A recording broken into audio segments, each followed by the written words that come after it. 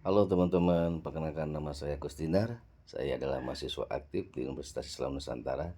Pada kesempatan kali ini saya akan memaparkan rencana anggaran keuangan rumah tangga berdasarkan pendapatan bulanan.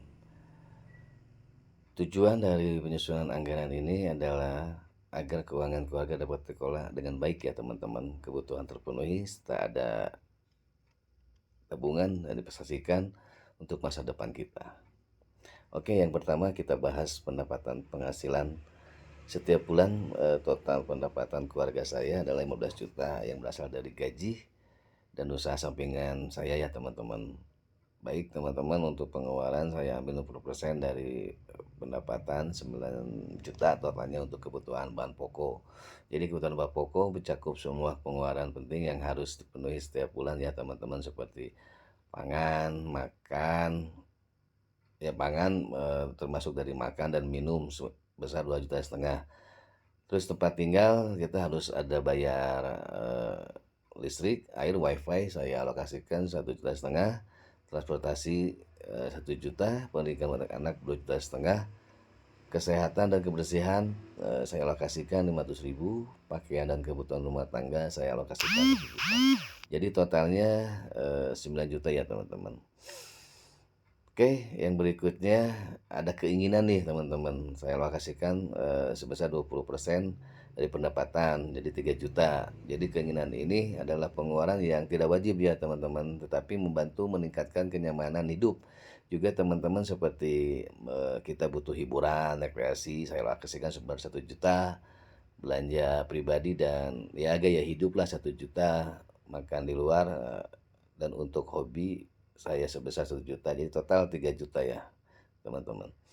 Dan yang tidak lupa saya juga sisihkan donasi sosial, saya alokasikan sebesar 5% dari pendapatan sebesar 750.000 lah sebulan ya teman-teman dari pendapatan.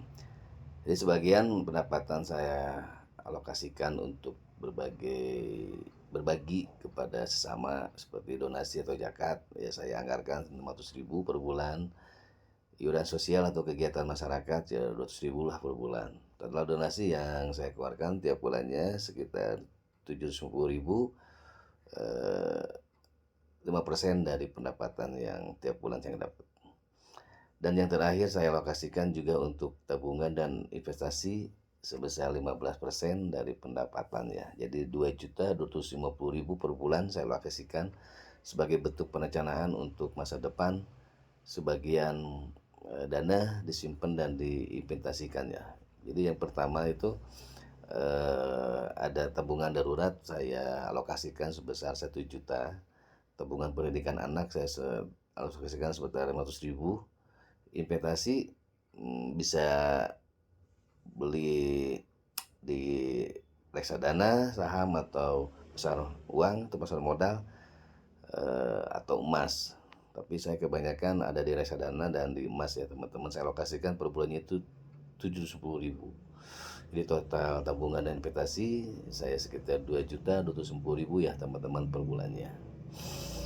Baik teman-teman, dengan sistem penganggaran ini seluruh kebutuhan keluarga dapat terpenuhi, keinginan masih bisa dinikmati, dan masa depan tetap aman karena ada tabungan serta diinvestasikan.